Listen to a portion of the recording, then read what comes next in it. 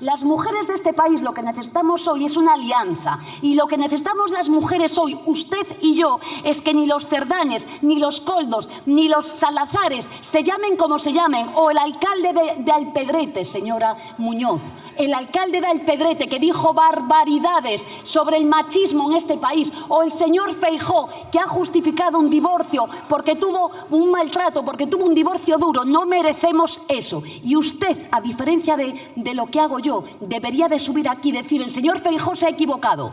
El señor Feijóo se ha equivocado, igual que se equivocan los hombres de todas las formaciones políticas cuando nos maltratan, señora Muñoz.